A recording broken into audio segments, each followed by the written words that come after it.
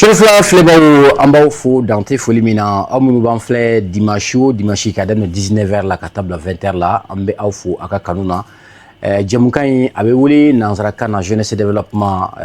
walima sifinnakaw ka kumada u ɲɛta donc o la dimanche o dimanche an bɛ kumada di u ma an bɛ wele bila maa dɔw yɛrɛ fana ma ni olu ye personnel ressources ye ayiwa parce que u b'a fɔ cogo jumɛn ko jɛkulu jɛkulu ni maabakɔrɔ t'a la o jɛkulu o man di o de la waati waati an b'a épauler maakɔrɔba dɔw la ka na ka an bilasira n'a ye babu min ta i t'a sɔrɔ olu kun o baaraw kɛ ka tɛmɛ ka se ka bilasirali kumaw fɔ a kɔnɔ cogo min na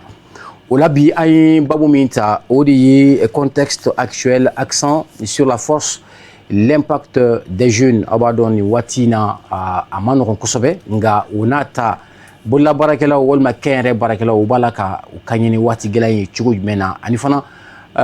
sifinnakaw b'a la k'u jija cogo jumɛn na min b'a to ka se ka u kana kɛ k'u sigi k'u tɛgɛ da u sen kan cogo min na wala an ye wele bila maa fila ma maa fɔlɔ o ye Idrissa Traoré ye ni ale ye entrepreneur ye kɛnyɛrɛ baarakɛla don en même temps cakɛyɔrɔba dɔ bɛ yen ni o ye Forage Zul Idia ale y'o ɲɛmaaba ye an b'a fo dante foli na salamu aleykum monsieur Traoré. Waaleykum salam wa rahmatulah. I ka kɛnɛ. Baasi foyi tɛ n na. ni ala sɔnna an bɛna kuma di ma sɔnni maa filanan ale ye Mohamed Kulibali ye ingénieur agronome don en même temps cakɛyɔrɔ min fana bɛ yen nɔ ni o ye Sɛnɛ Gundu ale ye o ɲɛma dɔ ye an b'a fo salamu aleykum. Waaleykum salam. Alors ani ni maa fila de bɛna jɛ ka jɛmukan ɲɛnamaya donc ni ala sɔnna ma n'aw tulo garijɛgɛ ni aw ɲɛ garijɛgɛ kɛra min ye aw n'o sɔrɔ jɛmukan in kɔnɔna na ayiwa sisan an bɛna kuma di monsieur Traoré ma k'a fɔ ko nin siɲɛ fɔlɔ ye ka na Chérifla TV plateau ka kɛrɛnkɛrɛnya la jeunesse développement ayiwa yan'an ka taa yɔrɔ jan fɔlɔ an b'a dɔn an b'a fɛ ka dɔn monsieur Traoré yɛrɛ ye jɔn ye a ka baara ye mun ni mun de ye. Baasi tɛ n ka foli bɛ ka taa Chérifla lajɛbaga kelen kelen bɛɛ lajɛlen ye vraiment an bɛ bɛɛ fo kɛrɛnkɛrɛnnen an bɛ yɛrɛ fo kosɛbɛ. O diyara n ye. Baasi tɛ ne ye Idrissa Traoré ne ka baara kɛrɛnkɛrɛnnenya la ne ka baara ye forage de ye n'o ye Forage Zul Idia ye o tigi de ye ne ye d'accord donc an ka baara kɔni bɛnnen don an bɛ se ka ji sanuman ɲini k'a di jamana kɔnɔdenw ma cogoya min na n'Ala ka jɛ inchallah. D'accord. Alors rapidement monsieur Kulibali e fana bɛ se ka mun de fɔ i yɛrɛ kan brièvement e jɔn ye i bɛ mun baara kɛ. Ouais. N bɛ bɛɛ lajɛlen fo fɔlɔ avant que n ka don kuma na o kɔfɛ n bɛ Chérifla baarakɛla bɛɛ lajɛlen fo ne tɔgɔ ye Mohamed Kulibali n ye ingénieur ye sɛnɛ sira fɛ o kɔfɛ n bɛ aménagement kɛ foro aménager n bɛ consultation fana kɛ sɛnɛ sira fɛ voilà o kɔfɛ n bɛ conseil di mɔgɔw ma ani sɛnɛ sira fɛ idéw projet minnu ka projet idéw di mɔgɔw ma o bɛ se ka sɛnɛ kɛ cogo min na kɔfɛ n ye Sɛnɛ Gundu entreprise tigi fana ye voilà Sɛnɛ Gundu ouais ayiwa merci beaucoup an bɛna n da don u ka kunna ɲini bɛɛ la sɔɔni aw bɛ se ka faamuyali caman sɔrɔ u ka baarada ninnu kan cogo min na an bɛ hakili jigin k'a fɔ voilà ka Chérifla TV de filɛ nin waati la kɛrɛnkɛrɛnnenya la jeunesse développement ayiwa an bɛna kuma segin monsieur Traoré ma i ye dɔ fɔ i yɛrɛ kan an y'i dɔn k'a fɔ i ka baara ye min ye o de ye forage ye forage bamanankan na ni o ye ka jibondon ko o sen min b'a to ka ji hɔrɔn di maaw ma cogo min na alors i bɛ se k'a fɔ an na an bɛ bolola baara min kan nin waati la ka sanga ni waati n'a cogo ye yala baara ninnu b'a la ka kɛ cogo jumɛn na aw fɛ aw b'a la ka aw timinanja cogo jumɛn na. donc an bɛ yɔrɔ min na ne bi vraiment an bɛ wagati min na bi tiɲɛ don jamana ma nɔgɔ mais an bɛ yɔrɔ min na ne bi vraiment anw yɛrɛ ka baara yɛrɛ tagabolo la n'o ye forage ko ye a kɛra sababu ye a ye nɔgɔya caman don jamana kɔnɔ a sababuya kɛ jiko ta fan fɛ kɛrɛnkɛrɛnnenya la an ka sɛnɛkɛlaw gɛlɛyaba tun b'u kan jiko ta fan fɛ kosɛbɛ kɛrɛnkɛrɛnnenya la an ka quartier caman tun bɛ yen bi Bamakɔ yan vraiment gɛlɛya tun b'u kan jiko la kosɛbɛ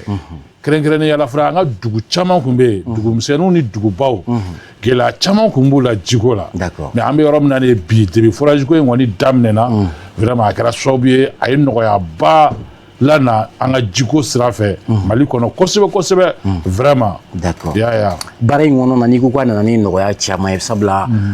an ka nin jɛmukan in a ka laɲini tɛ fɛn wɛrɛ ye ka se ka baara ɲini k'a di sifinnakaw ma ani fana ka baara ɲɛ fana ka comme k'u su k'u kɛ baara fana kan n b'a dɔn k'a fɔ e ye bolola baarakɛla ye bɛɛ tɛ se ka to jamana kelen ma alors bi e ka bolola baara in kɔnɔna na est ce que historiquement an bɛ se ka mun de fɔ kabini waati jumɛn e donna baara in kɔnɔna na ayiwa baara in a kanu nana cogo jumɛn na parce que an b'a ye k'a fɔ c'est vrai makɔrɔ ye a baara in kɔnɔna na sifinnaka minnu fana b'a fɛ ka don baara in kɔnɔna na ka se ka hakilila dɔ d'u ma k'a fɔ ko baara o baara ayiwa f'i ka tɛmɛ ni sira dɔw de ye i bɛ se ka bilasirali kuma jumɛn fɔ o la. oui bon baasi tɛ ne yɛrɛ tun ye commerçant de ye n ka commerce kɔnɔna na n bɛ feere kɛ sugu la sugu b'a la n bɛ Sugunikura la fɔlɔ après n bɔra yen n taara sugu b'a la n bɛ commerce la a ka ca san 30 ni kɔ ye vraiment n y'o bila ka na kɛ n ka yiri dayɛlɛ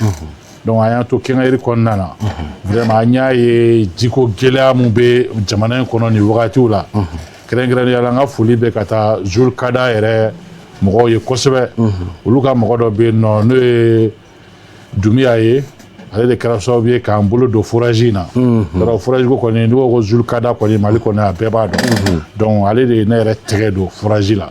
yan'o yɛrɛ cɛ a ye foraji kelen sen ne yɛrɛ ye an ka yɔrɔ la ye ka château ba k'a la ko n k'a di n ka quartier mɔgɔw ma vraiment n yɛrɛ y'a kanu n yɛrɛ ko Dumiya vraiment ne fɛ ka don nin baara in na ko problème t'a la a ye n bilasira ka conseiller di yan n'an ka taa sira minnu ni sira minnu kan a y'olu conseiller di yan vraiment n ye baara in daminɛ depuis o wagati a mɛnna a bɛ san caman bɔ mais bi alhamdulillah n yɛrɛ bɛ yɔrɔ min na n ye faamuya caman sɔrɔ wa an bɛ yɔrɔ min na bi o Mali yɔrɔ ka dɔgɔ bi an ka baara kelen tɛ yɔrɔ mun na bi ala barika la bi o dugu ka dɔgɔ bi dugu misɛnnin ni duguba la ou bien Bamakɔ quartier la ayi Bamakɔ kɔnɔ o quartier ka dɔgɔ bi an ma baara kɛ yɔrɔ min na o dugu fana ka dɔgɔ bi n'a bɔra dugu minnu bɛ yen nɔ an bɛ yɔrɔ min na bi ni gɛlɛya b'o yen yɔrɔ ninnu tagali la n'a bɔra olu kɔni na nɔgɔya bɛ yɔrɔ yɔrɔ tagali la a ka ca Ala fɛ an ka baarakɛ nɔ b'o bɛɛ kɔnɔ bi ala barika la inchallah. Alors i bɛ se k'a fɔ an na ɲinan bɛ e kɛ san joli de baara in kɔnɔna na kɛrɛnkɛrɛnnenya kɛ yɛrɛ baara kabini waati jumɛn ɲinan an bɛ san foraji baara kɔnɔ ou bien kɛ yɛrɛ baara kɔnɔ kɛ yɛrɛ baara yɛrɛ kɔnɔ bon kɛ yɛrɛ baara kɔnɔ kɛrɛnkɛrɛn ne yɛrɛ depuis ne yɛrɛ bɔra kalan na fo bi ala barika la ne ma k'a fɔ ko nin ye ne baara wɛrɛ la n bɛ taa kalo sara ta baara mun na non ne m'o sɔrɔ n ka ɲɛnamaya kɔnɔ depuis ne yɛrɛ bɔra baara la ko n yɛrɛ ye baara daminɛ yɛrɛ ne ka baara kɛ n yɛrɛ ye kɛ n yɛrɛ ye baara kɛ n yɛrɛ ye o dun ni sisan cɛ fɛn fɛn kɔni bɛ san 38 san 37 fo ka taa se san 40 ma a bɛ sɔn k'o bɔ bi ala barika la b'o bɔ inchallah n'ala sɔnna e bɛ se ka kɛ misaliya ɲuman ye an sifinnakaw ma bi min b'a to parce que an bɛ don an caman bɛ yan an bɛ bali ka don ko la ka a nafa de ɲini joona alors an bɛna an da t'o la sɔɔni nka ne b'a fɛ ka question min poser kɔnɔ yan'an ka kuma di monsieur Kulibali ma i b'a dɔn forage baara ma nɔgɔn est ce que débrouiller dun tɛ se ka baara kɛ parce que machine min bɛ san musaka fitininw tɛ alors e bɛ don a la waati min na musaka ninnu sɔrɔ cogo kɛra cogo di e bolo walima ye juru de ta ka baara ninnu daminɛ wa a kɛra cogo di sababu kɛrɛnkɛrɛnnenya la yanni n ma juru ta ka baara in daminɛ mais ni partenaire dɔw de tun bɛ baara la ɲɔgɔn fɛ a baara in daminɛ ani n y'a fɔ cogoya min na ni Zulkada yɛrɛ de tun bɛ baara la ɲɔgɔn fɛ o kɔfɛ ani partenaire wɛrɛw sɔrɔ an n'olu bɛ baara la ɲɔgɔn fɛ fo ka na se nin yɔrɔ in ma foraji baara mɔgɔ kelen tɛ se ka baara kɛ ni partenaire de bɛ fara ɲɔgɔn kan ani mɔgɔw de bɛ fara ɲɔgɔn kan jɛkulu bon minnu fana ka baara i n'a fɔ i ni minnu ka baaraw bɛ taa ɲɔgɔn na aw bɛɛ de bɛ jɛ ka a baara kɛ ɲɔgɔn fɛ mɔgɔ min yɛrɛ b'an bolo an ka baarakɛla ni sisan cɛ mɔgɔ min b'an bolo n'u bɛ se ka baara kɛ foraji domaine yɛrɛ kɔnɔ mɔgɔ min bolo donnen b'an ka baara la a ka ca dɔɔni dɛ a ka ca yɛrɛ yɛrɛ très bien denmisɛnninlamɔgɔw la yɛrɛ a ka ca yɛrɛ yɛrɛ donc aw ka baara yɔrɔ in a nafa bɛ ka ye sifinnaka kunda a caman bɔ sokɔnɔsigiw la a caman ba yɛrɛ mɔgɔ min bolo donnen don an ka baara yɛrɛ la bi n'o kɛra sababu ye k'u bɔ sokɔnɔsigi la n'u jɔlen bɛ n'u yɛrɛ ye bi u jɔlen bɛ n'u ka denbaya ye u ka dugu la ou bien minnu ka denbaya bɛ Bamakɔ u jɔlen bɛ n'u ye vraiment a ka ca yɛrɛ a ka ca kosɛbɛ kosɛbɛ yɛrɛ vraiment o ye nisɔndiya kuma ye bi parce que plombiers b'an bolo électriciens b'an bolo ouvrier yɛrɛ b'an bolo très bien a mɔgɔ ka ca kojugu donc foraji yɛrɛ tɛ taa fɛn minnu kɔ a mago bɛ c'est comme a bɛ opération kɛ cogo min na baara ninnu bɛ kɛ cogo min na an bɛna o ɲininkali tɛngu la sɔɔni parce que i bɔra ka plombier ni fɛn ninnu fɔ bon an bolo machine dɔrɔn de bɛ taa dɔrɔn ka dingɛ sen ou bien k'a sɔgɔ mais an b'o question poser kunna sɔɔni alors monsieur Kulibali je sais que vous êtes un jeune aujourd'hui, ingénieur, évoluant dans le domaine agricole, c'est ça, ou dans le domaine de l'agriculture aussi. Parce que niveau Séné, alors aujourd'hui, et c'est comme mon effort, il y a barinkan, est-ce que il donne la chose de il calan du monde du mène qui faut qu'on a ce qui est ingénieur et barinkan là. Voilà, il y a question de la inconcevable. Bon, nous, c'est la sorte de fois qu'un ingénieur. Nous sommes pour école fondamentale qu'on fait. Donc, quel est quoi des fousseaux? Oui, on orienté à agro-pastoral là. D'accord. On est sans nankei, agro-pastoral là. Famille. Et Kuchala. D'accord. IFP de Kuchala. Voilà. Mais sans nankei à Kalankei. Sans nankei, mais ONG ok. Voilà, il y a ONG ok. D'accord. Kabara qui est comme agent de terrain. Bon, il y a un aïe qui fait ah tiens là bon. Pourquoi pas? Parce que depuis à bas âge, l'objectif est de faire avancer, de faire quel qu'en soit le domaine, faire là. Il y a mis sur quanti. Oui, il y a tout là qu'on a, il peut faire des catégories qu'on a dossier au blague à travailler et DUTS diplôme universitaire de technicien supérieur, qui est technicien supérieur, qu'on fait un classe là, concours fondateur, qui est ingénieur, qui est sans savoir quoi là. C'est comme si il y a 100 connotations de qui est né calanque, ni à la cadre. Ah, ouais. Donc ça veut dire que ni beaucoup sénat dedans, et que fouille de gagner ma on est sénateur. Bon, mais c'est qu'à faut bara folo min kono bina ko min don ni kalanke min don hali ni wuli ka boss no wala ko mi se ga do fi na min kan o ko ne o senai o se ni san kono to ke o ko fa fana nya ONG fana kala nya la kama bo hali nga kalan kono na ngbe war bo ka voyager ka ta dugula ka ta ne da yoro ko hali si sambi ta sene ka yoro laje. Bon, mes recherches, mes volets, c'est la drone économique. D'accord. Voilà. Alors, actuellement, avec le contexte que nous traversons, là, c'est pas tout facile. Ouais. Alors, ONG ou les baraquets, bon, actuellement, on estime que, bon, ça ne va pas actuellement. Bayerou, Dona, ils sont rentrés. Ouais. Alors, comment est-ce que vous travaillez pour vous conformer à cette, donc, à ce contexte? Ouais. Bon, actuellement, comme il y a photo ni baraka ONG au boulot comme agent de terrain. Mais actuellement, il y a ONG au blanc, il y a une entreprise d'ailleurs. Voilà. Quel est le calanque? Ingénieur. Il y a une entreprise d'ailleurs. Très bien. Voilà. Donc maintenant, contexte nous ne sait pas même oui. C'est vrai, jamana kemel ka sharia kuro do ta min sika wonjo ka baran ne men me doni ka sawu ke jamana ere ka la halai donc ye sharia minun ta ka wonjo ka financement bayo ka financement minun jo wate impacté an kan kosebe voilà parce que en entreprise ya an ere tai am war misro am de investir là donc ka projet entreprendre ka barake voilà. Donc il va y avoir une différence de quoi. D'accord. Voilà, parce que d'accord. Voilà. Comme vous disiez que il barakeni onjo fanaï, parce que on suppose que maintenant il y a créé Wati Gelea Kama et il m'a fait kakiri taillé, il y a bararo d'aller ni trop Sénégundo. Alors là et chiffre n'a qu'à est-ce que sera ni yɛlɛma ninnu bɛɛ kɛ cogo jumɛn na ka sanga ni nin waati ninnu. Bon c'est là ka ɲininkali fɔ ni yɛlɛmali ninnu kɛ ka sanga ni wagati cogoya ye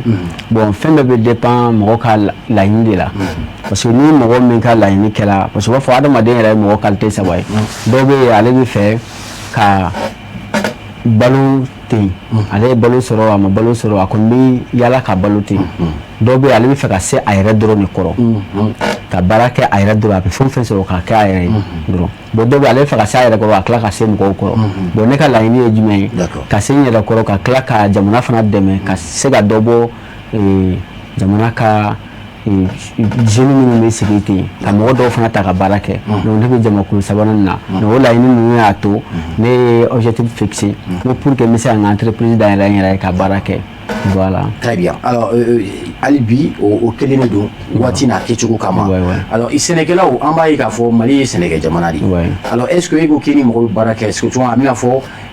ni sɛnɛfɛn bɛ ɲa yan dugukolo la sisan et donc toi tu as en mesure de détecter ça ou bien de connaître la porosité du sol ou je ne sais pas comment est-ce que la fertilité la porosité du sol et vous le dites voilà. Donc ka se ka dugukolo yɛrɛ ɲini k'a dɔn mais o b'a sɔrɔ sira fila don bon an ka sira dɔw bɛ yen i n'a fɔ depuis yanni an kalan kan ka sɛnɛ sira fɛ yan an ka mɔgɔkɔrɔbaw tun bɛ dugukolo jate minɛ a fɔ o ma ko les méthodes traditionnelles voilà donc o méthode traditionnelle in na i b'a dɔn k'a fɔ ni nin yiri in falenna ni dugukolo in na u b'a dɔn k'a fɔ ni dugukolo in nɔgɔ b'a la ni nin yiri in falenna yan u b'a yira ni dugukolo in nɔgɔ t'a la bon nɔgɔ fana suguya ka ca bon nin yiri in bɛ nin dugukolo in ka nin nɔgɔ in cogoya yira kɔfɛ méthode filanan n'o ye méthode moderne ye o ye i bɛ dugukolo bɔgɔ dɔ ta ka se laboratoire ma u bɛ analyse kɛ ka dɔn ni dugukolo in bɛ nin cogoya donc laboratoire bɛ baara kɛ sa kɛ voilà bon laboratoire de recherche minnu bɛ yen bon n bɛ se ka échantillon ta ka taa au laboratoire ninnu na voilà. Très bien. Alors, on va revenir encore vers vous courant l'émission. Je rappelle que, alors, Mohamed Koulibaly, c'est également jeune Ansar, donc disciple du guide spirituel des Ansar. Donc, en vrai, quand on fait un cramoro, allez, quand on va Tibadou, avec ton fanagonné, oui, Ansarou Katon. Merci beaucoup. Alors, Amel Akouma dit, en formateur plateau, Traoré, Maïka Fo, IMI Fo, après 30 ans, sinon une quarantaine d'années d'expérience à Manoron. Alors, Alibi, il est entreprise Ibrahim Kondana, mais il n'a pas fait qu'Adon Bibina, Aouka Watu. C'est vrai que jusqu'à présent, Alhamdoulilah, il va la Kabarake. Follow Barani, si sans Bara, il y a la danfra du même bon et non seulement en termes de partenariat parce que faut le partenaire ou kungacha mais si ça en kasangani wati na ketugui yala avec chugugi et boulot bon ami wati na sisa vraiment un partenaire nous yara chaman be gɛlɛya b'u yɛrɛ kan bon o kɛra sababu ye o ye gɛlɛya don an ka baara yɛrɛ la kosɛbɛ an ka baara yɛrɛ sisan nɔ fɔlɔ an kun bɛ se ka foraji kɛ nɔgɔya la cogoya min na bon an bɛ wagati min na sisan nɔ wagati commencera ka gɛlɛya dɔɔni ka sababuya kɛ tile fila in na yɛrɛ carburant ko gɛlɛya n'ale min na sisan a kɛra sababu ye a ye gɛlɛya don an ka prix ko la kosɛbɛ hali n'a sɔrɔ a bɛ taa Bamakɔ kɔfɛ c'est ça hali Bamakɔ yɛrɛ kɔnɔna an tun bɛ foraji kɛ prix mun na bon a bɛ ɲini ka na 3 jours 4 jours bɔ nin wagati in na an kelen bɛ ka yɛlɛmaw don caman na sisan vraiment a ye gɛlɛyaba don hali an ka partenaire ninnu caman bɛ yen a kɛra sababu ye ka gɛlɛyaba lase u ma kosɛbɛ kosɛbɛ yɛrɛ d'accord vraiment an b'a ye k'a fɔ foraji kɔni domaine na i b'a ye jamana ɲɛmaaw yɛrɛ bɛ ka baaraba kɛ o la kosɛbɛ i b'a ye san tɛmɛnen ninnu na jamana ɲɛmaa ni o ye général d'armée Assimi Goïta a yɛrɛ kelen bɛ ka forajiw sen yɔrɔ caman na est-ce que o domaine na o cadre kɔnɔna la est-ce que il y a chance sɔrɔ i ni jamana ɲɛmɔgɔw ka se ka baara kɛ o cadre kɔnɔna na ka se ka i fana ka expérience min ye ni o ye foragicien non bon vraiment depuis président an b'a fo kosɛbɛ n'o ye général Assimi Goïta ye a bɛ baara mun na nin ye vraiment a bɛ cɛsiriba la sabula a kɛra sababu ye anw yɛrɛ ka foragicien kɔnɔna na an taara se dugu dɔw la an taara ka foraji sɔrɔ yen vraiment an y'a dɔn k'a fɔ k'a ka mɔgɔ ninnu bɛ baara la i t'a sɔrɔ dugu dɔ la u ma deli ka jiw ɲɛna jiko gɛlɛya bi yɛrɛ de ba tɛ yen kɔ tɛ yen foyi de tɛ yen tellement jiko dɔw bɛ ji de ta fali la dɔw b'a ta so la dɔw b'a ta kilo u sen na ka na n'a ye vraiment n y'a ye a kɛra sababu ye ka ji lase o yɔrɔ ninnu bɛɛ la mais vraiment ala m'a latigɛ ne ka baara kɔnɔna na ne ka su ma partenariat ɲininiw fɛ walasa an bɛ se ka baara kɛ ɲɔgɔn fɛ non ne ma s'u ma mais an baarakɛɲɔgɔn caman n'u tun bɛ baara kɛ ɲɔgɔn fɛ kɛrɛnkɛrɛnnenya la ne yɛrɛ b'u caman dɔn donc mais ne yɛrɛ kɔni ma chance sɔrɔ ka gɛrɛ o la ko n bɛ taa ka taa partenariat ɲini an n'u ka jɛ ka baara kɛ ɲɔgɔn fɛ nka ni ni jamana tɛ partenariat la yala est-ce que difficulté baw jumɛn de bɛ gɛlɛya baw jumɛn de bɛ yen ni aw bɛ k'o rencontrer nin waati kɛrɛnkɛrɛnnen kɔnɔna na ni o ye fɛn bɛɛ ka gɛlɛn alors i y'a fɔ sisan ko gɛlɛya kama aw yɛrɛ commencera k'aw ka baarabolo yɛlɛma est-ce que o bɛna est-ce que o tɛ perte dɔ ye aw yɛrɛ ma parce que fɔlɔ aw kan ka nɔgɔya de kɛ ni nɔgɔya bɛ yen mais waati min na gɛlɛya bɛ yen ni gɛlɛya wɛrɛw nana fara kan est-ce que ça va pas compromettre un peu aw ka baara kɛcogo non an ka baara kɛcogo changera parce que hali k'a dan an yɛrɛ bɛ yɔrɔ min na bi an ka machine ninnu bɛ se ka carburant ta fo litiri 900 litiri 1000 litiri 800 bon bi in na yɛrɛ an mana taa an jɔ hali station la k'a bɛ carburant ta donc an bɛ se ka tile 3 tile 4 kɛ carburant yɛrɛ nɔfɛ fɔlɔ aran na an t'a sɔrɔ i y'a faamu o turu fana mana s'i ma o bɛ tila k'a f'i ye u dan ye 40 litiri ye u dan ye 100 litiri ye bon 100 litiri tɛ foyi ɲɛ hali 200 litiri tɛ foyi ɲɛ an ka machine ninnu an ka groupe ninnu kɔnɔ vraiment o gɛlɛya in b'an kan kosɛbɛ kosɛbɛ station tigi ninnu caman bɛ yen walasa an ka se ka gasoil yɛrɛ sɔrɔ k'an ka baara kɛ vraiment f'an ka taa makasi u ye sinon tata min bɛ di tɔw ma u b'a fɔ k'u b'o de d'anw ma anw n'u ka groupe ninnu vraiment a ka gɛlɛn anw bɛ senni kɛ jusqu'à 300 mètres 150 mètres 200 mètres dɔw yɛrɛ la i bɛ taa fo 350 mètres la bon vraiment a ka gɛlɛn quoi an bɛ carburant min utiliser a ka ca kojugu donc ni u ma solution ɲini anw ta la vraiment an kɛlen bɛ ka gɛlɛyaba sɔrɔ an ka gasoil ko in yɛrɛ la kosɛbɛ kosɛbɛ vraiment prix yɛrɛ dɔrɔn tɛ dɛ prix yɛrɛ nali kɛra sababu ye k'an ka prix changer gasoil kɔni prix yɛrɛ na o y'an ka prix changer mais sɔrɔli yɛrɛ kɛla o gɛlɛya min b'an kan hali sisan mɔgɔ dɔw minnu ka forage b'an bolo n'an ka machine bɛ aran na gasoil ko la o de ka ca donc an tɛ ka gasoil yɛrɛ sɔrɔ a tɛ ka sɔrɔ yɛrɛ k'an bɛ taa baara kɛ quoi vraiment o kɔni gɛlɛya b'an kan ni jamana ɲɛmɔgɔ kɔni sera ka nɔgɔya da kɛ ka ni station tigi dɔw kɛrɛnkɛrɛn k'olu bila an ka bolo kan an b'a fɛ bon ni machine ba minnu mana kɛ mɔgɔ minnu bolo olu k'u ɲɛsin nin yɔrɔ ninnu ma u ka t'u ka gasoil ta ye vraiment o bɛ sɔn ka fisaya an ma kosɛbɛ kosɛbɛ an b'a dɔn fana a ka miiri n'a ye jamanadenw bɛ se ka nɔgɔya sɔrɔ cogoya min na gɛlɛya min b'u kan a bɛ se ka bɔ a kalama walasa ka solution ɲini a la an dalen b'a la fana a bɛ solution ɲini a la inchallah i ka nin welewelekan in je crois que maliyɛn bɛɛ ka welewelekan de don parce que an b'a ye k'a fɔ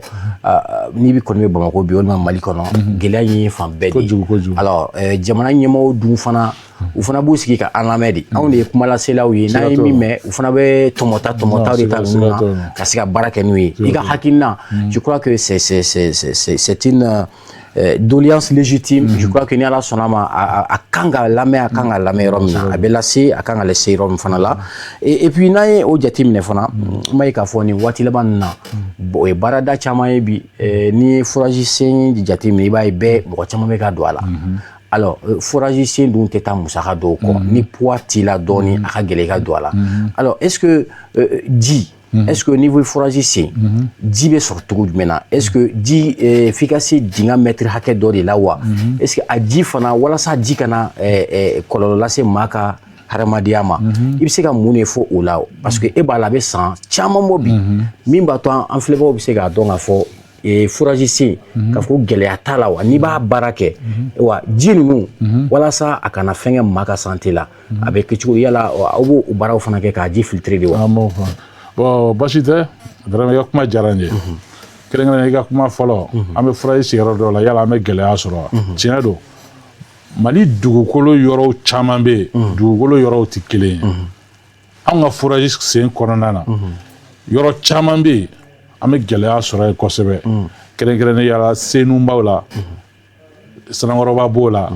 Kabala b'o la Banankɔrɔ b'o la ani mini yɔrɔ ninnu olu dugukolo yɔrɔ ninnu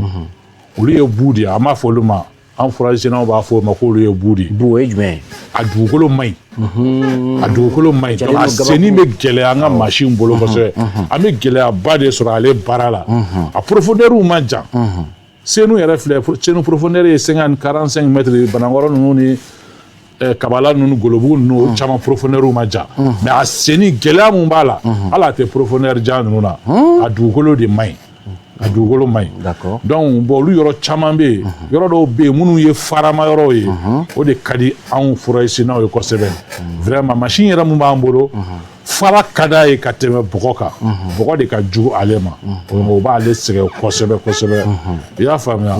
i k'o fana ko yala ko ji dɔw bɛ yen nɔ n'a fɔ ji dɔw ka di ji dɔw man di ou bien ji dɔw bɛ cogoya la. n'aw b'a baara kɛ yala aw b'a a ji fana sɛnsɛn contrôler k'a sɔrɔ a kana kɔlɔlɔ lase maa ka hadamadenya ma. donc an t'o kɛ an kɔni ta ye mun ye n'an bɛ senni kɛ an bɛ ɲininkali kɛ yɔrɔtigi la yala i ka force bɛ yɔrɔ jumɛn n'o y'i ka ɲɛgɛn dingɛ ye n'i y'o yira anw na mètre hakɛ dɔ bɛ yen anw ka kan k'an ka baara kɛ k'o bila anw ni force cɛ walasa o ji kana mélanger an ka forage la donc o y'an ka laɲini ye mais n'a y'a sɔrɔ an yɛrɛ y'i ka baara kɛ e yɛrɛ mago b'a la k'i ka ji contrôler i b'i ka ji ta i bɛ taa n'a ye labo la u b'a lajɛ ni kɔlɔlɔ b'a la ni kɔlɔlɔ t'a la sinon anw dalen b'a la anw forager sennaw yɛrɛ b'a dɔn anw bɛ forager sen ka se mètre hakɛ ma an b'a dɔn ji tɛna se o yɔrɔ ma k'a b'a a mélanger ka défaut bila ji la kɛrɛnkɛrɛnnenya la fo mètre 100 ni kɔ dɔw yɛrɛ fo mètre 300 fɛn tɛ se ka mélanger o la mais minnu profondeur ma jan olu bɛ se ka sanfɛ jiw sɔrɔ i n'a fɔ n ye Senu ninnu ni Banakɔrɔ fɛ olu bɛ se ka sanfɛ jiw mélanger mais fɛn o fɛn kɔni ye profondeur jan ye o tɛ se ka ɲɛgɛn ji mélanger o tɛ se ka ji foyi mélanger o kɔni ye ji yɛrɛ ordinaire yɛrɛ de ye vraiment. Donc ni foraji senna yala san hakɛ dɔ de b'a la n'a tɛ ja ou bien ni a ji tɛ fɛngɛ mɔgɔ la walima ni aw b'a sen dɔrɔn ingénieur de fana b'a bolo k'o fana détecter wa walima. Bon foraji filɛ n'ale senna k'a fɔ ko san hakɛ dɔ b'a la walasa a kana gɛlɛya kɛ mɔgɔ la non o san hakɛ t'a la mun kɔni ka gɛlɛn a bɛna fɔ a bajilama de don sa kɛ. a bajilama de don dugujukɔrɔ ji de don dugujukɔrɔ ji de don mun kɔni ka gɛlɛn dɔrɔn i ka château i bɛ to k'o nettoyer parce que n'ale mɛnna a bɛ zone da a bɛ nɔgɔw da a bɛ nɔrɔ ninnu da donc i bɛ to k'olu nettoyer tant que i b'olu kɔni entretien kɛ a ka ca Ala fɛ foyi kɔni t'a la mais an ka foraji sen fana kɔnɔna na n'an y'a sen fana an bɛ se ka une année garantie d'i ma une année garantie b'an ka foragikɛla bɛɛ bolo an bɛ mɔgɔ mɔgɔ ka baara kɛ Mali yɔrɔ o yɔrɔ san kelen garantie b'i bolo i n'a fɔ jumɛn ni fɛn dɔ ni problème o problème y'a sɔrɔ san kelen kɔnɔ an bɛ jɔ n'a ye hali ni ji tɛ ka yɛlɛ hali ni ji tɛ ka yɛlɛ fɛn o fɛn mana kɛ dɔrɔn n'u y'an wele dɔrɔn o b'a sɔrɔ an ka mɔgɔw sera kɛnɛ kan n'u y'an wele dɔrɔn o b'a sɔrɔ an ka techniciens sera kɛnɛ kan très bien o san kelen kɔnɔna la kɔni n'Ala tiɲɛna o ye dana mais n'o san kelen dafara ni hali ni mago bɛ fɛn wɛrɛ la donc n'i taara i b'an ka ouvrier ninnu ka wari d'u ma dɔrɔn d'accord i y'a faamu mais munna ji dɔw ka di ji dɔw man di château ninnu dugukolo de b'o kɛ o ye dugukolo yɛrɛ cogoya ye yɔrɔ dɔw bɛ yen olu ji kɔni nɔ man di yɛrɛ o ye dugukolo yɛrɛ cogoya ye mais a tɛ fɛngɛ mɔgɔ la n b'o o exemple di ne yɛrɛ ka so ne yɛrɛ fɛ ne ka du kɔnɔ ne yɛrɛ ka so foraji bɛ ne ka so mais ne ka mɔgɔ bɛ to ka mini ji ta mɔgɔ wɛrɛ ka foraji de la mais a ji parce que a ji man di an bɛna ni yɔrɔ min dilancogo t'a la solution t'o la o ye dugukolo yɛrɛ cogoya ye bon yɔrɔ caman fana bɛ ten an bɛ dɔw ta se u b'a fɔ ko ji man di ko yala ko solution b'a la solution t'o la donc ni Ala ka masa o ye dugukolo yɛrɛ cogoya ye o ye Ala ka masaya yɛrɛ d'accord très bien merci alors Mohamed Coulibaly un expert agronome, ingénieur agronome, j'allais dire. Bibina, je sais que Mali fama caman bɛ yen, i b'a ye foro b'u caman bolo. Bon, c'est important de mɔgɔ dɔw delila k'an wele, n delila ka dɔ ta plateau in kan. Fana ingénieur sol, ingénieur c'est pas de quoi, mais a fana bɛ sɛnɛ baaraw de kɛ. Alors Mali fama dun caman bɛ yen, i t'a sɔrɔ foro b'a caman bolo. Alors aujourd'hui, c'est une occasion, i ka se k'i affirmer, mɔgɔw ka se ka danaya ta ka da i kan. I ka baara yɛrɛ hukumu kɔnɔna na. Ka se ka dɔn u bɛ se ka danaya ta ka da i kan cogo jumɛn na k'a fɔ ko est-ce que u bɛ se ka fɛn dɔ confier i la dugukolo yɛrɛ baara ye min ye sɛnɛ bɛ kɛ cogo minnu na i bɛ se ka mɔgɔw bilasira cogo jumɛn na o baara ninnu kan walasa ni maa min b'a fɛ ka kɛ sɛnɛkɛla ye parce que sɛnɛ a donyɔrɔ n'a bɔyɔrɔ ka ca i n'a fɔ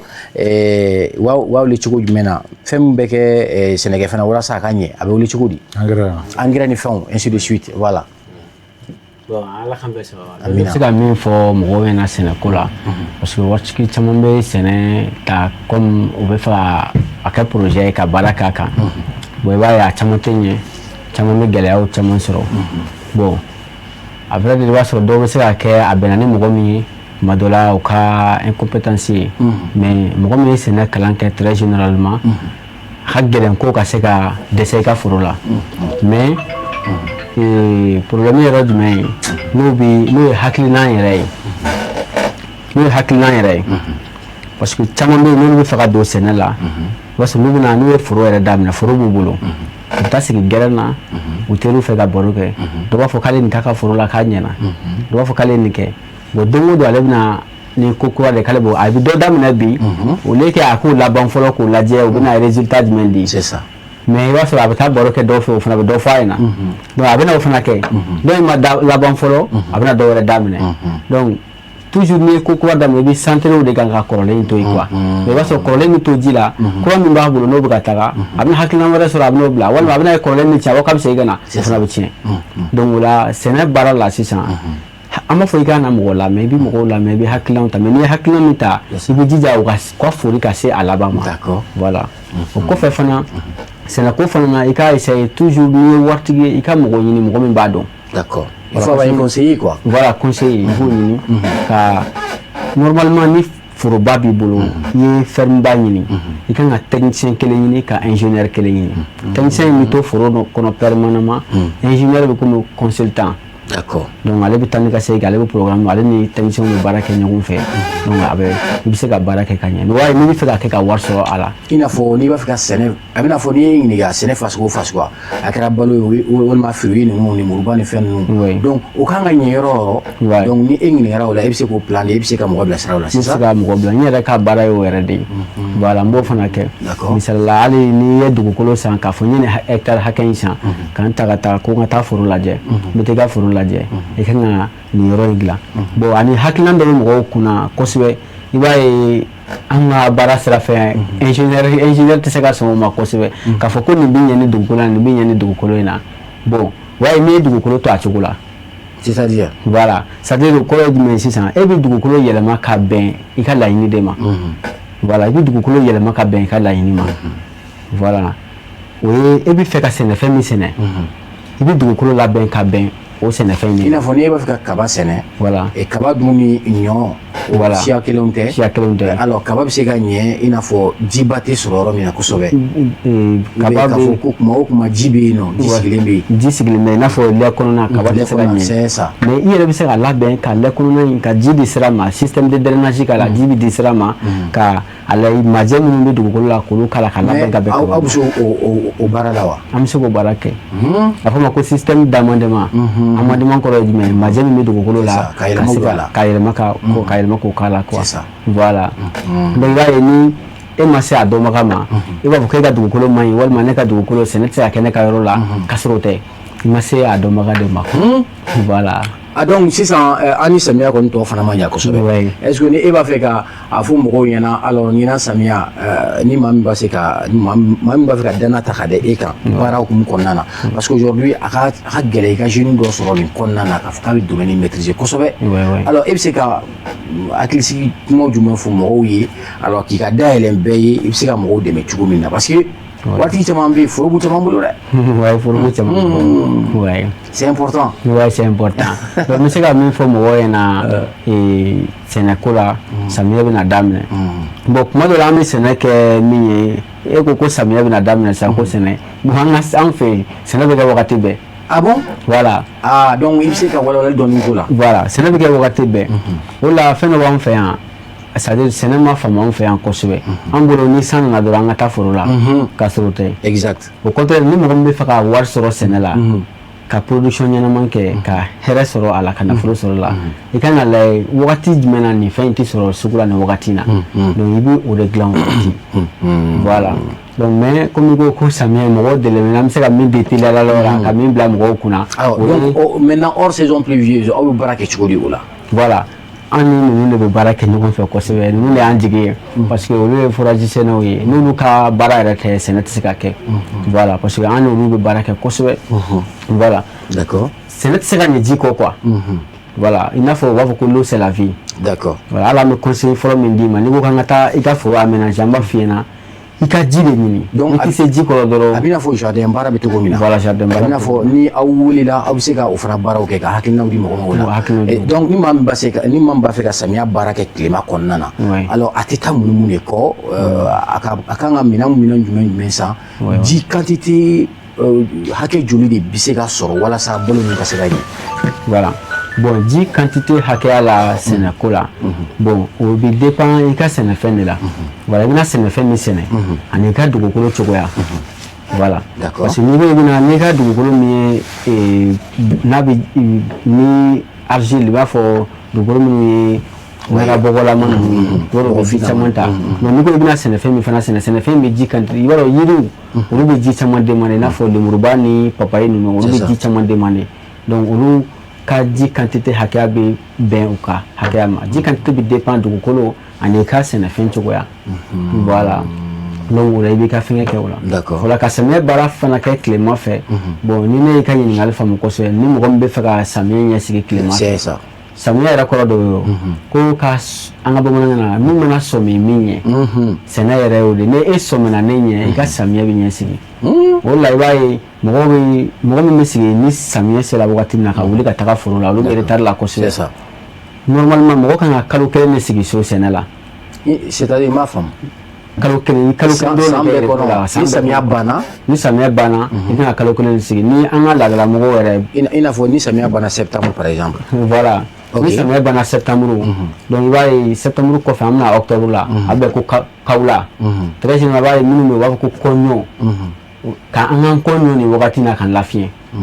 voilà donc a b'a o b'a sɔrɔ ɲɔtigɛ ni fɛn ninnu kɛra o mois jumɛn général la voilà bon a bɛ dépend zone la zone ka samiyɛ don cogo o b'a sɔrɔ Sikaso ka samiyɛ bɛ kɔn i n'a fɔ Kayi Mara par exemple Kayi Mara par exemple olu ka samiyɛ ninnu ka a tɛ don joona mais a bɛ se ka ban joona quoi fo fin septembre ninnu fo fin septembre o ye ji bɛ tigɛ o la mais récolte ninnu caman bɛ kɛ ka bɛn décembre janvier c'est ça voilà donc février kɔnɔna ninnu na o b'a sɔrɔ o kan ka bɛn kɔɲɔ wagati ninnu ma ka t'i lafiɲɛ so janvier ninnu voilà donc mars depuis nin wagati in na sɛnɛkɛla sisan b'a sɔrɔ sɛnɛkɛla bɛɛ wulila mois de mars b'a sɔrɔ sɛnɛkɛla fɛn fɛn bɛ yen Mali kɔnɔ yan ma jamana wɛrɛ fɔ mais Mali kɔni kɔnɔ yan an ka samiyɛ cogoya fɛ sisan b'a sɔrɔ bɛɛ wulila quoi voilà ni min kɔni sunɔgɔ la sisan kɔni i ka samiyɛ bɛ taa k'i da donc on appelle ça la pré-culture la pré-campagne c'est ça voilà la pré-campagne voilà on va faire c'est-à-dire les activités c'est-à-dire préparatoires les activités préparatoires quoi voilà ah d'accord donc faut mɔgɔw k'o fana faamu là c'est des détails qu'il faut vraiment retenir c'est très important ne e ka nin fɔ in tɛ ne yɛrɛ tun tɛ nin kalama k'a fɔ ko san bɛɛ la sɛnɛkɛla kan ka kalo kelen dɔrɔn de kɛ sɛnɛfiɲɛbɔ la so là donc sɛnɛkɛlaw b'o faamu déjà je crois que c'est très important et n b'a dɔn mɔgɔw bɛ nin bila u ka calepin kɔnɔ u tɛ ɲinɛ a kɔ donc mois de mars dɔrɔn de ye mois de janvier dɔrɔn ye sɛnɛfɛbɔn waati ye février voilà fin de janvier donc ka daminɛ mars la avril mai o kɔni o ye samiya baara daminɛ ye ouais samiya baara parce que ka taa foro entretien ni fɛnw voilà c'est important d'accord alors je crois que émission bɛ ka boli monsieur Traoré c'est important a ye caman fɔ alors n b'a ye k'a fɔ forage domaine na baara ye ka sanga ni waati in kɔnɔna ye sabula waati ka gɛlɛya fɔ waati gɛlɛya hukumu kɔnɔna na aw kelen aw fana aw bɛ ka adapter ni waati gɛlɛya ye nka o bɛɛ n'a ta aw bɛ ka baara in kɛ sabula aw fana tɛ se ka aw tɛ baara wɛrɛ dɔn ni nin baara in kɛ bɛɛ aw ka denbaya bɛ balo nin de la musakaw bɛ sɔrɔ nin de la alors est-ce que ambition ba wɛrɛ jumɛn bɛ e la bi pour mieux structurer un peu i ka domaine na ka yɛlɛmabaw don a la dans les jours à venir bon nin wagati ni kɔni na vraiment a ka di n ye an ka yɛlɛma wɛrɛ kɛ mun tɛ forage domaine kelen wa d'accord parce que yɔrɔ wɛrɛ bɛ n bolo n bɛ kifuw feere donc n bɛ jibarigo ninnu i b'o dilan k'o feere usine ma an b'a ta usine na dɔrɔn ah d'accord usine ma an b'a ta usine na k'a feere pompiw b'an bolo panneaux b'an bolo matériel caman an bɛ matériel ninnu fɛn fɛn basé len don courant ko domaine kan ani forage ko domaine kan an b'olu bɛɛ kɛ donc i bɛ commerce kɛ mais n ka commerce kɛ toujours ah ok n bɛ commerce fana la kɛrɛfɛ d'accord n bɛ commerce kɛ matériel ninnu fɛn fɛn basé len don forage minɛnw kan o bɛɛ b'an bolo donc ni maa min b'a fɛ ka forage baara yɛrɛ dayɛlɛ a bɛ se k'olu fana fourni minɛnw na c'est ça mɔgɔ wɛrɛ foragekɛla wɛrɛ minnu bɛ yen ni mago bɛ forage minɛnw na matériel fɛn fɛn na o bɛɛ b'an bolo fana an bɛ se k'olu fourni sisan basi foyi t'o la matériel bɛɛ b'an bolo o fana bɛɛ b'aw bolo c'est ça d'accord mais n bɛ mun fana fɔ ka d'a kan kɛrɛnkɛrɛnnenya an ka village ninnu caman fana bɛ yen an ka hakili t'u la an hakili t'u la an ka waritigiw u k'u hakili to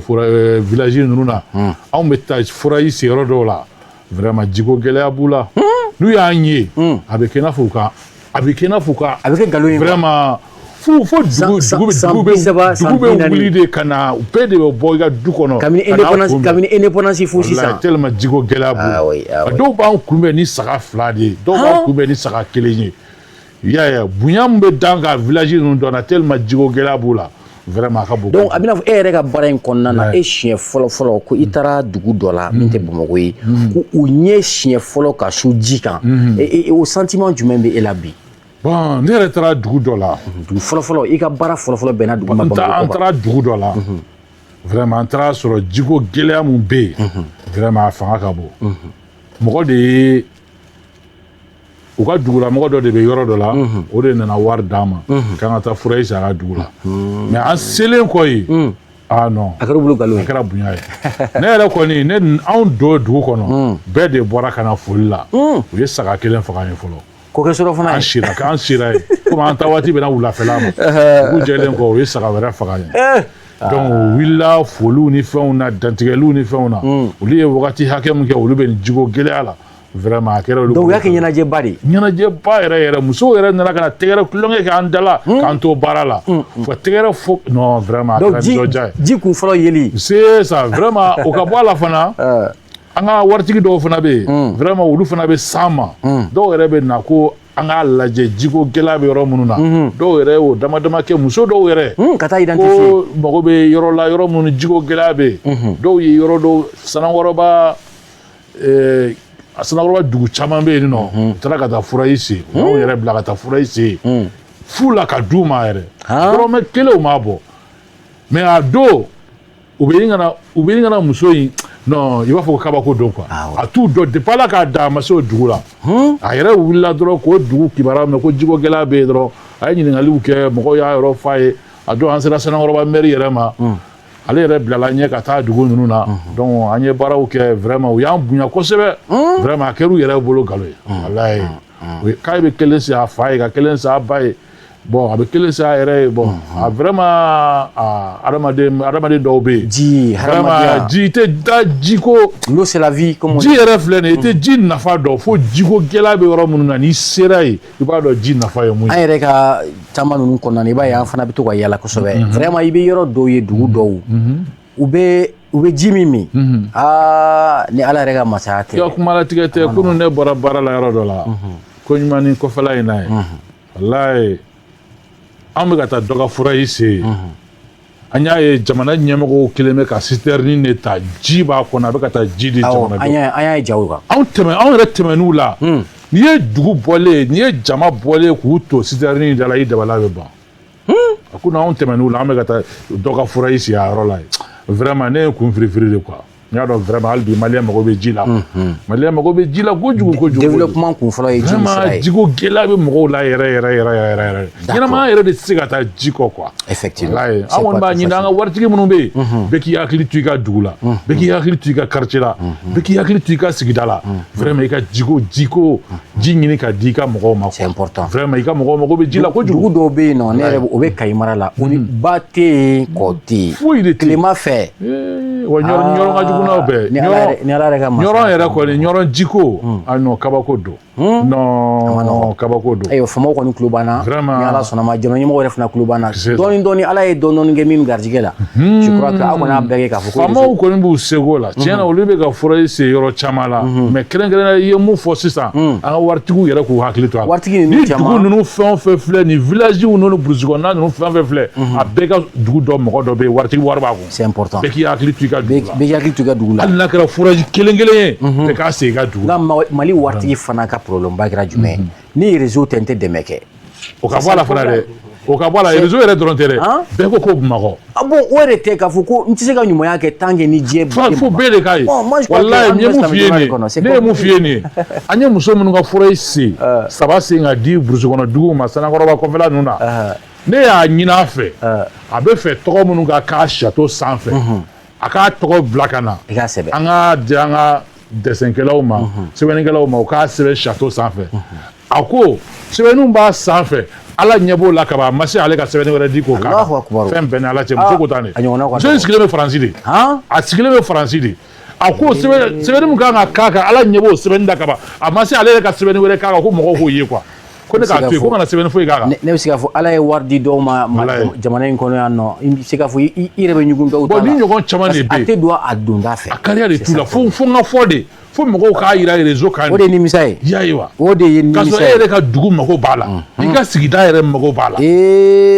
k'ali n'i ko k'i bɛ taa ɲɔ bɔrɔ kelen di dɔ ma bi tant que ni u bɛ comédien de wele ka bɔ n'u ye télé la o bɛ réseau kan bon o tɛ hinɛ jamana ye alors an bɛ dugawu de kɛ ala k'an bɔ nin kɔnɔ ala ka sababu ɲumanw kɛ alors i bɛ se ka mun de fɔ komi jamukan kɔni a bɛ ka se a banyɔrɔ la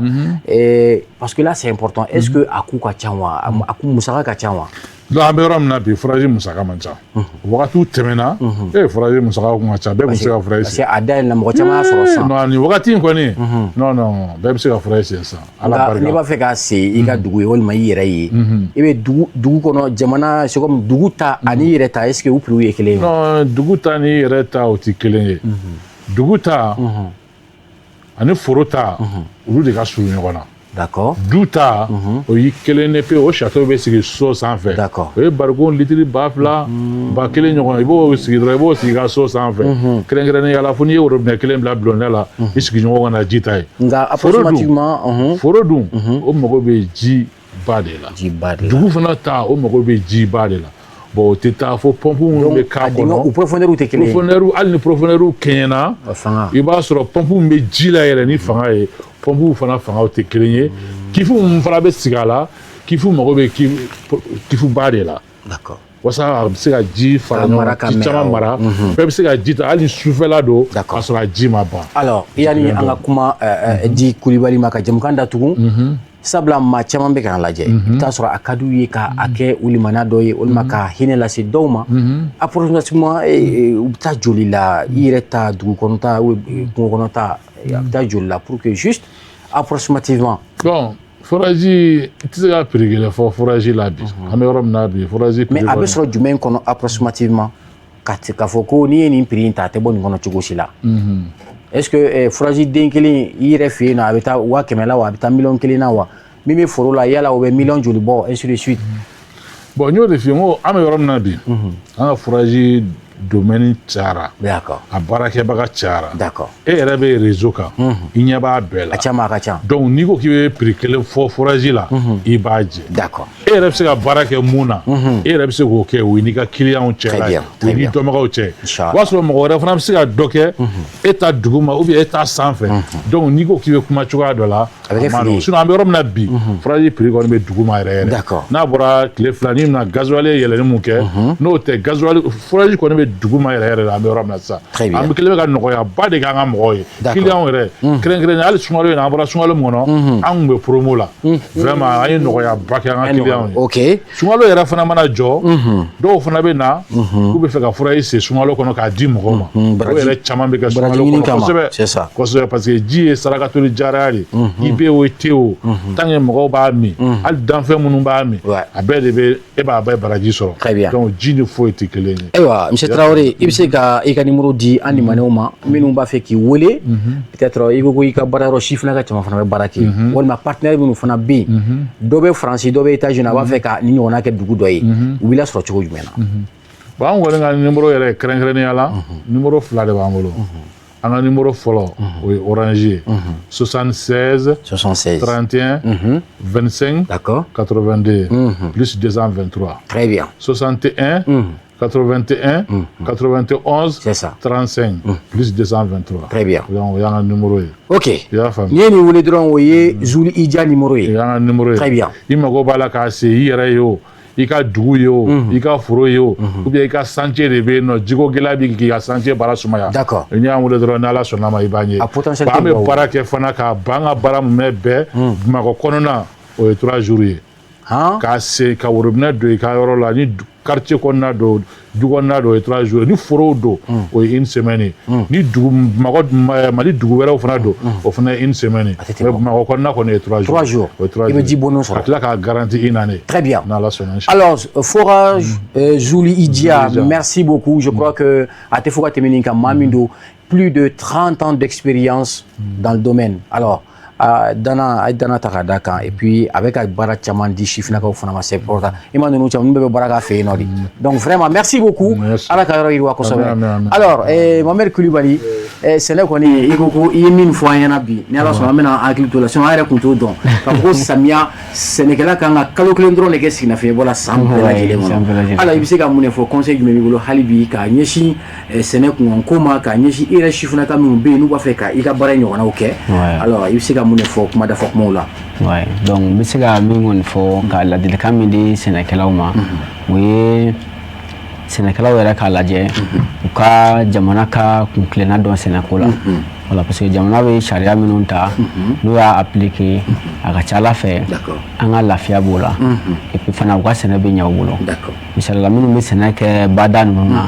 bon n'i y'a ye i b'a sɔrɔ jamana bɛ sariya minnu fɔ i ka sigi bada la ka se degré min na ani i kan ka produit minnu utiliser o n'a ɲɔgɔnnaw ani i ka se ka information fana ɲini sɛnɛko kan